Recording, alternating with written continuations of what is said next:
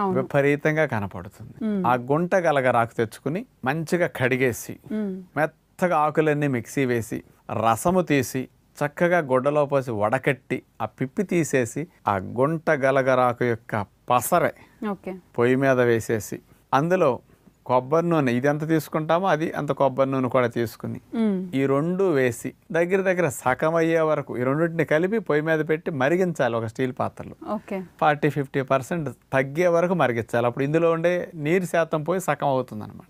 ఈ గుంట గలగరాకు ఒక పసరులో ఉండే ఔషధ గుణాలన్నీ ఆయిల్గా పడతాయి.